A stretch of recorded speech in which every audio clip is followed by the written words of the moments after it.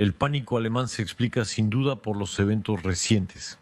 Es decir, por el esfuerzo de Rusia para ampliar su fábrica de bombarderos estratégicos en Kazán. Esta fábrica de Sergei Gorbunov en Kazán, donde se ensamblan y modernizan los bombarderos estratégicos Tupolev 22. Hable un poco de estos aviones que evidentemente han sido mejorados desde su primera versión. Afortunadamente, porque ya debería haber sido retirado y reemplazado por una versión superior desde hace décadas, poseen aparatos con más de 50 años de antigüedad que siguen mejorando. Además, con retraso en comparación con lo que pueden hacer los países occidentales, sin mencionar a Estados Unidos, incluso China posee versiones más modernas de este avión. Entonces los rusos simplemente intentan mantenerse en un nivel que les permita seguir siendo relevantes.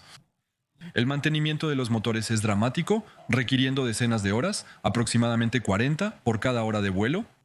Entonces estamos ante un costo de operación que es absolutamente desproporcionado.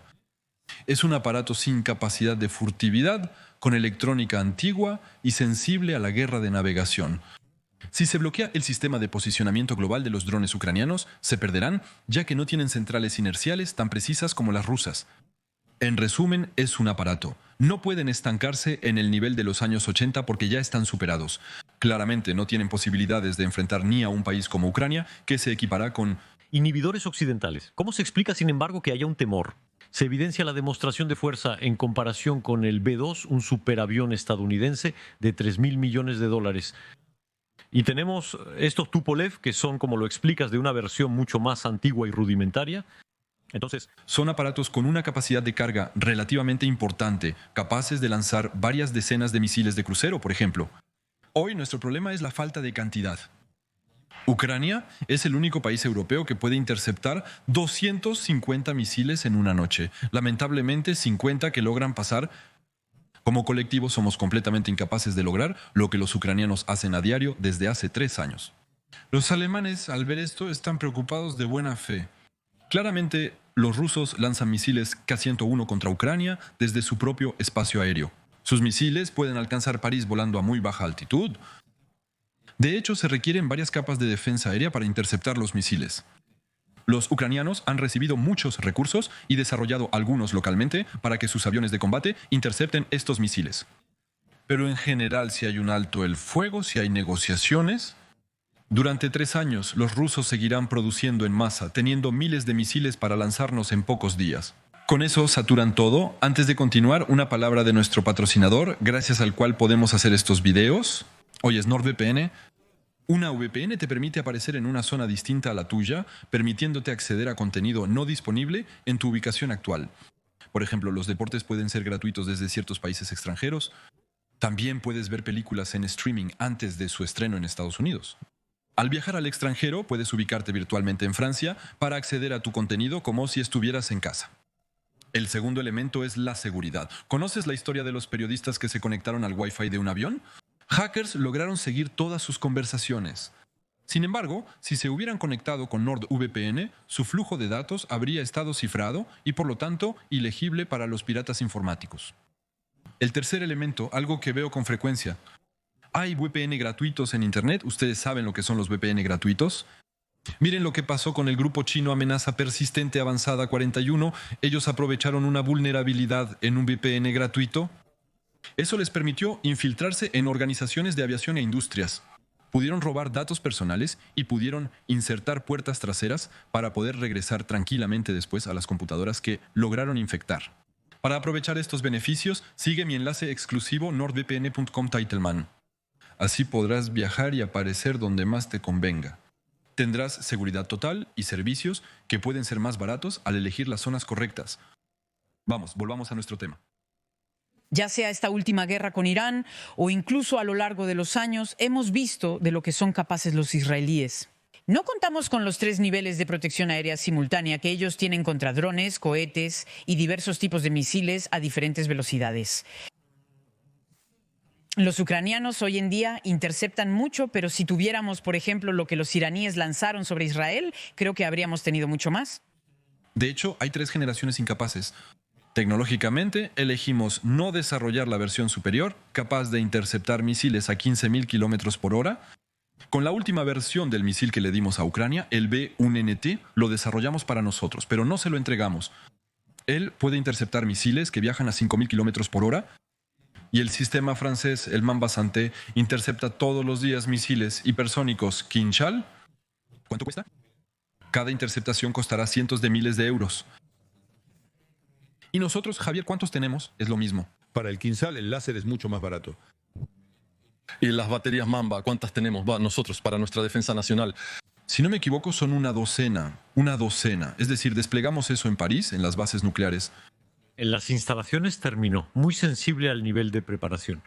Obviamente Francia tiene una gran potencia nuclear, pero nos está diciendo que en realidad Francia no podría detener un ataque de misiles en el estado actual Rusa.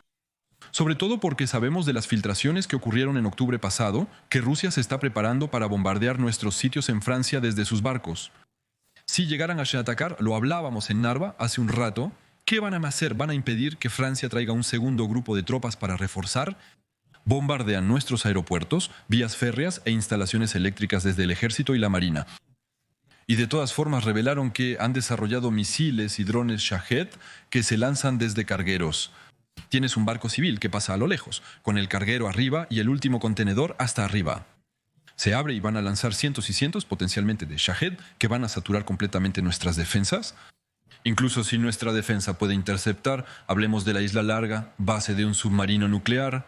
Sí, individualmente es capaz de interceptar tecnológicamente estos drones kamikazes. Dado el gran número, algunos lograrán pasar. ¿Por qué Putin invierte tanto en sus aviones militares? Según Javier, actualmente la guerra es diferente. Es necesario invertir en tecnología y drones. Aviones a punto de despegar serán destruidos fácilmente por cazas bombarderos modernos como los F-35 y F-16. Rafale e incluso Rafale, por supuesto. Tengo la impresión de que es un poco de propaganda. No hay que dejarse intoxicar demasiado por este tipo de anuncios. O de falsas puestas en escena, diría yo. Pero también es para hacer olvidar la cancelación del programa. El PACDA, el sucesor del Tupolev 160, que son aviones que debían empezar desde cero, y las sanciones hacen que hoy en día no puedan tener ese equipo. Lo mismo aplica para el avión radar A-100 debido a la falta de tecnologías de enfriamiento y generación de energía. Abandonaron programas, así que fingen usar esos aparatos. Las declaraciones de Vladimir Putin que resuenan esta noche en gran parte de Europa. Hay cierta lógica en las operaciones de combate y las tropas se encuentran en diferentes territorios. Pero, ya sabe, tenemos ese viejo dicho que no es ni un proverbio ni una parábola, sino una vieja regla. Donde un soldado ruso pise, es nuestro. Durante varias décadas y siglos, Alemania fue enemiga de Francia y hoy, de la misma manera, existe un militarismo ruso. El imperialismo ha existido en todas las épocas y hoy en día Rusia es la única potencia imperialista al estilo de una colonia del siglo XIX. Es un tema delicado. También está la cuestión del soldado ruso. También aplica para Polonia, los Países Bajos y Georgia. También hay una frase interesante al principio de su discurso. Considero a los rusos y a los ucranianos como un solo pueblo. En ese sentido, toda Ucrania es nuestra. Y eso, ella lo dice. Y después de eso, dice que de todos modos, cuando llegamos es nuestro. Pero Ucrania ya es nuestra. De todas formas, es Rusia. ¿Cómo entender el efecto de guerra convencional de Rusia? Esta es la información más reciente sobre la producción de tanques. La producción de tanques T-90 es el más moderno que tienen, el T-90M. Observa la evolución entre 2022, el año de la invasión de Ucrania, y los años 2023, 2024 y 2025. Hay un esfuerzo por producir tanques. Se trata de un ataque convencional. El problema es que ya se necesitan 10 años de producción solo para volver al inventario que tenían antes de comenzar su invasión. El T-90M no es un tanque convencional. Integra componentes occidentales, especialmente cámaras, sistemas infrarrojos y sistemas de control de tiro franceses. No podemos estar orgullosos de que en los helicópteros, aviones de combate y tanques de Rusia haya tecnología francesa en su interior. Ahora ya no tienen acceso a eso. Así que son T-90M peores que los que tenían al momento de la invasión. Están en un nivel donde quizás pretenden ser capaces de producirlos. 300 por año, 300 por mes, dado el nivel de pérdidas que han tenido hasta ahora. Eso no es suficiente para volver a lanzar grandes ofensivas, porque de todos modos pierden varias decenas y producir uno por día. A pesar de que continúan obteniendo suministros de los inventarios soviéticos modernizados, no es suficiente para sostener la guerra al ritmo actual. Entonces necesitan mucho más, o, como les decía hace un momento, que consigan un alto el fuego para reconstruir una fuerza de maniobra. Ese es el único caso en el que pueden retomar la ofensiva luego de 1 o 2 años de pausa, ya sea en Ucrania o en los Países Bajos. Ejemplo, incluso hubo un momento en que Rusia evidentemente tuvo ciertas dificultades con la ofensiva de verano. El Telégrafo afirma que Rusia está estancada. La ofensiva de Moscú para avanzar en Ucrania está fallando. Solo unas semanas después de su lanzamiento, ejemplo presentado, las fuerzas rusas parecen haber perdido completamente el control. Después de regresar a la región en enero, las tropas rusas no lograron avanzar. Miren esta región de Sumy, ustedes que siguen esto, casi metro por metro. Sí, en este caso, realmente es una zona en la que teníamos cierta preocupación. Cuando los ucranianos tuvieron que abandonar Kursk, presionados por los estadounidenses, rusos y norcoreanos, pensábamos que los 70.000 rusos enfrente se detendrían más o menos. De hecho, siguieron progresando con avances de decenas de kilómetros cuadrados diarios.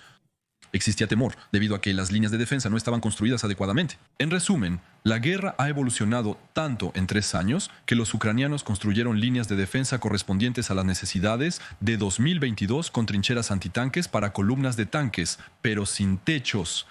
Estoy en contacto con franceses que luchan en esa zona. A pesar de eso, lanzaron nuevos ataques para reconquistar territorios. A pesar de su número, los rusos tienen equipo notablemente inferior. Afortunadamente para los ucranianos, cuentan con el apoyo de tropas muy bien entrenadas. Tienen menos equipo, pero cuando lo tienen, son tanques con mejor puntería y artillería de mayor alcance. Eso es lo que marca la diferencia y les permite recuperarse poco a poco. Pero los rusos hicieron como en 2024, cuando quisieron tomar Yarkov, pusieron toda su fuerza en Sumy y fue un fracaso. ¿Cómo explicar entonces la ambigua fórmula del jefe del Estado Mayor? Thierry Burkhardt, de los ejércitos, dice que sí. Rusia enfrenta grandes dificultades y ha perdido muchos recursos, pero aún así corre el riesgo de resistir más que nosotros. ¿Qué significa eso en boca de Burkhardt? Escuchen lo que dice esta noche. Mi evaluación de la situación es que hoy, de hecho, si miramos objetivamente las cosas a la fecha de hoy, en una instantánea, Rusia está sufriendo una derrota estratégica. El ataque de Rusia, de hecho, es una forma de desastre militar, un desastre militar, porque es difícil contabilizar a los hombres. Sin embargo, es seguro que se cuenta en unos cientos de miles de hombres perdidos, muertos o heridos, lo que supera un poco nuestra capacidad de imaginación hoy en día. Rusia, obviamente. Cuando atacó el 24 de febrero, su objetivo no era, después de 3 años y medio, haber conquistado apenas el 20% del territorio ucraniano, sino ganar en unos cuantos meses. El jefe del Estado Mayor de las Fuerzas Armadas todavía... Una vez más, no es el analista promedio. Es el jefe del ejército francés quien dice, me temo que Rusia es capaz de resistir 5 minutos más que nosotros. Ella es... Es resiliente, sí. En resumen, existen 2 maneras de vencer en una guerra. O bien es porque obtuvimos victorias, es decir, avanzamos, rompimos el frente, invadimos al enemigo y lo derrotamos militarmente. Está perdido. Ni Rusia ni Ucrania lo lograrán, a menos que Trump decida repentinamente darle miles de tanques a Ucrania, lo cual es improbable. La otra alternativa es el desgaste, y en eso estamos, en una guerra de desgaste. El primero en cansarse o renunciar. Ucrania ya no recibe material de sus aliados y Rusia deja de recibir proyectiles norcoreanos. Lógicamente, ese bando será el que se verá obligado a dejar de defenderse o bien a dejar de avanzar. Entonces llegaremos a un alto el fuego. El jefe de las Fuerzas Armadas dice que hay un temor. Efectivamente, que Ucrania, obligada y forzada porque no la estamos ayudando lo suficiente y que por su parte su economía sigue siendo limitada, es una nación más pequeña, al final tendrá que rendirse. Esto implica que habrá más ciudades como Bakhmut y Mariupol que serán invadidas y destruidas. Putin puede ser ese Trump, puede ser ese que se opone cada vez más a Putin. Un nuevo Trump está comenzando a manifestarse en su tono respecto a Vladimir Putin. Escúchenlo diciendo, por ejemplo, por primera vez que considera que las ambiciones de Putin pueden ir más allá de Ucrania. El general Kane, jefe del Estado Mayor, afirmó que las ambiciones territoriales de Putin se extienden mucho más allá de Ucrania. ¿Compartes esta perspectiva? Sí, es muy posible. Sé que le gustaría salir de esta situación. La última vez que me llamó me preguntó si podía ayudarme. En Irán le dije que no, que si podía ayudarme sería en Rusia. ¿Estamos ante un nuevo Trump? El Trump que se jacta de sus vidos, que evidentemente está más satisfecho de ser un jefe de guerra de lo que pensábamos. Al principio, Al llegar quería reducir todos los presupuestos, incluidos los militares, y luego hubo la preparación del presupuesto militar y lo analizamos aquí en este programa. De repente, el presupuesto militar de los Estados Unidos iba a pasar de 800.000 millones por año, lo cual ya es considerable, a $1 billón por año. Y al mismo tiempo Musk criticaba ese presupuesto y se distanciaba de Trump. Y claramente en ese momento Trump dijo: es debido al riesgo que representa China en el Indo-Pacífico, es decir, el expansionismo marítimo chino que está comprobado y el expansionismo ruso en Europa del Este. ¿Mencionó a Rusia? Mencionó a Rusia y Pete Hegseth lo retomó insistiendo en Rusia. Así que de todos modos, en Estados Unidos consideraron la amenaza rusa, aunque no sea una gran voluntad. Según la documentación, no se sienten... Ellos mismos, obviamente no se sienten amenazados. Pero... No podemos negar a Vicente, vamos a escuchar a Vicente. Es innegable que hubo un cambio en la estrategia rusa. En la estrategia estadounidense. Ahora, so what, una vez que hizo este anuncio, que reconoce el riesgo europeo, va a dejar de retirar fuerzas de Europa, apoyará a sus aliados y respetará el artículo 5, ayudará a Ucrania como podría hacerlo. Más de 100 aviones de combate saldrán de Estados Unidos el próximo año sin aeronaves de combate, que salen del parque, igual que los F-16 y los demás. Muy bien, denlos. En lugar de pagar para desmantelarlos, cuesta millones pagar para desmantelarlos. Ahorramos dinero al dar cierto equipo a los ucranianos en lugar de desmantelarlo. Se lo entregamos a ellos. Esa es su doctrina. No irá a la guerra, será un seguidor. Y luego decir que ganamos, cuando él solo dijo unas cuantas palabras, y eso es lo que... Él espera precisamente. Vincent, europeos. Eso también nos lo dijo Pete Hegseth, el secretario de Defensa, quien dijo: pero ustedes son europeos. El Frente Euroatlántico le corresponde a usted, señor Xavier, defenderlo. Ustedes son europeos, no a mí. Y eso es todo. Efectivamente, los israelíes son los primeros en defenderse a sí mismos y disfrutan haciéndolo. Trump va al rescate de la victoria. Exactamente así es. No estoy seguro de que nos tengan tanto respeto y amor, lo que genera una gran diferencia. Medio segundo que nos impedimos desarrollarnos, ser independientes, ser soberanos, que intentan socavar todos nuestros esfuerzos de defensa. Cuando conseguimos contratos en Australia nos traicionan y espían. Podría hacer una larga diatriba sobre los estadounidenses. Hoy nos dicen que nuestra industria está podrida y no estamos lo suficientemente armados. ¿De quién es la culpa? ¿Es como ir a Japón y decir su ejército está podrido? El desarme de Japón está en los acuerdos posteriores a la Segunda Guerra Mundial. Gaullista de Francia y viva la autonomía estratégica de Europa.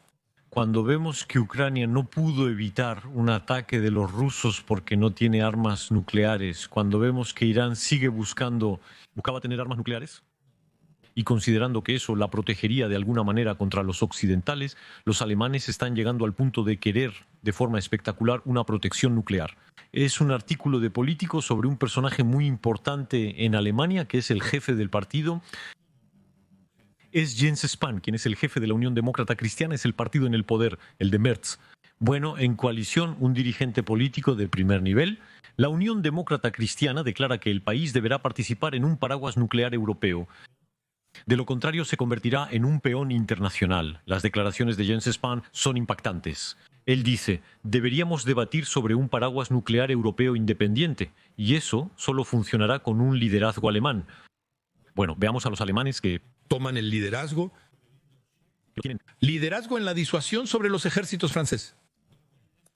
Eso no le gusta, ¿verdad? No me gusta para nada, no es eso. Lo rechazo rotundamente. Y para empezar, estoy en contra de la proliferación nuclear porque pienso que ya hay suficiente poder nuclear en todo el mundo. Ya vimos que los juegos nucleares son muy peligrosos. En 1962 estuvimos a punto de una catástrofe entre la Unión Soviética y los Estados Unidos de América. En 1999, en la guerra de Kargil, estuvimos a punto de una catástrofe entre Pakistán e India. De hecho, esto fue reconocido por un general. Pero esperen. ¿Por qué los alemanes tienen todos los puntos de vista en este panel? Pero, ¿por qué los alemanes no tendrían también derecho a la bomba?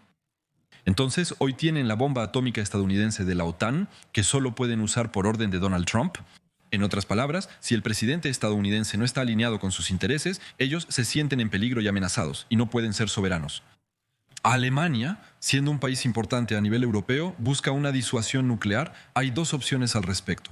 O siguen bajo el control de alguien más, aunque ellos lo dirijan, alemanes con aviones alemanes comprados a Estados Unidos, o bien desarrollan una propia. Pero eso implica que en ese instante realizan un segundo programa. Si quieren ser soberanos, significa un programa europeo independiente del programa franco de franceses e ingleses en el que querrían participar. No sé sobre Polonia, pero su primera reacción es negativa. ¿Por qué? Claramente. Entonces, yo en cambio pienso que los países estables son más bien una garantía de fiabilidad para tener seguridad. Sé que no es muy comúnmente aceptado, pero un país como Corea del Sur, un país como Taiwán, les aseguro que garantizamos seguridad, evitamos una invasión en Taiwán. Si tuvieran armas nucleares, habrían tenido un programa nuclear en los 70. Quedémonos en Alemania, porque lo que dice Alemania, bueno, no sé, una vez más es la mayoría en el poder. ¿No es una charla de bar? ¿Va más allá? Sin disuasión nuclear, un país se convierte en un peón en la política mundial. Y él dice, debemos discutir una participación alemana o europea en el arsenal nuclear de Francia y del Reino Unido. Y finalmente, de nuestra colaboración con otros países europeos, un dirigente alemán afirmó que la protección tendrá un alto costo, pero es necesario financiarla. La disuasión francesa es 70 años de trabajo de esfuerzo y experiencia. antes de que los alemanes cuenten con una fuerza nuclear creíble. Eso no va a pasar pronto. Por eso quieren trabajar con los franceses y los ingleses, para hacer La Europa del mañana, ¿no? Hay que guardar un poco el ego en el bolsillo. Hay que compartir las competencias en materia de defensa. Nosotros podríamos aportar la energía nuclear y su protección al resto de la Unión Europea. Eso nos permitiría tener un liderazgo natural gracias a nuestra experiencia en la materia. Las fuerzas especiales y luego eventualmente la masificación de la defensa, las fuerzas convencionales y la gran industria del metal en Alemania. Eso sí, entonces hay que mutualizar. Pero los alemanes, y en particular la Unión Demócrata Cristiana, los demócratas cristianos, yo creía que estaban a favor de ellos. La energía nuclear, eso era haram. Incluso el Nuclear, enriquecido al 3.7%, porque el uranio usado en las barras de las plantas eléctricas está enriquecido al 3.7%. de repente exigen uranio enriquecido al 80%. ¿Eso evidencia su estado de pánico? ¿Sienten verdaderamente el aliento de Rusia en la nuca? ¿Y sienten que deben encontrar una solución con gran rapidez? Quizás haya que encontrar una solución europea. De acuerdo, pero coincido, y es raro, pero coincido. Y Renaud Vincent también, no. Albania, pero ustedes estarán esta noche. Es el amor. Pero no es Alemania quien lo hace. Si hay un país que tiene la experiencia y esa legitimidad, es Francia, no es Alemania. Alemania, que estuvo, como decía Javier, bajo los estadounidenses, no vamos a hacerlo. Los franceses, gracias al general de Gaulle, elegimos esa independencia. Eso es crucial, no es para menospreciarse. ¿No tiene usted un poco de prejuicio contra los alemanes? Alemania es una gran potencia, es una nación más poblada que Francia. Pero carecen del conocimiento y la experiencia necesarios. No, pero Darío, de hecho hubo un inicio de cooperación muy estrecha entre Alemania y Francia que llegaba hasta la defensa, etcétera. Eso está en el acuerdo entre Adenauer y de Gaulle, el Tratado del Elíseo en enero. Resulta que, bajo la influencia del líder de ese mismo partido demócrata cristiano, los diputados alemanes desmantelaron por completo y le quitaron todo su sentido al Tratado del Elíseo. Los diputados alemanes, no Adenauer, quien ya no estaba en el poder, estaban superados en ese momento. Los diputados alemanes decidieron tomar el camino estadounidense de la sumisión a Estados Unidos. Así es, y como dice Javier o Vicente, han pasado 70 años, eso fue en el 63, han pasado 65 años. Bueno, eso es todo. Y obviamente hoy en día la principal disuasión es convencional de ARRUS, porque si mañana los rusos, y es una posibilidad, atacan Narva, Estonia es nuestro aliado, por lo que debemos intervenir. Todos saben que ni los franceses, ni los alemanes, ni los ingleses enviarán bombas nucleares. Y entonces lo que se necesita es una disuasión convencional, porque el ataque ruso será convencional, así que se necesita una disuasión convencional. Hay que colocar brigadas preposicionadas en todos esos países bálticos que pueden, es cierto, lamentablemente algún día ser atacados por la Rusia. Pero la base alemana en Lituania fue una muy buena idea e iniciativa, tal como lo hicieron los alemanes en ese caso, que protegen ese frente de manera convencional. Esa disuasión convencional es muy importante. Pero el término Alemania, el peón de Francia, ¿no? Hoy en día ellos son el peón de Estados Unidos. Y si quisieran cambiar de estatus a un país, tal vez les dejaría elegir. Quizás se necesite renegociar y decirlo. Francia vende sus aviones Rafale a Polonia y Alemania.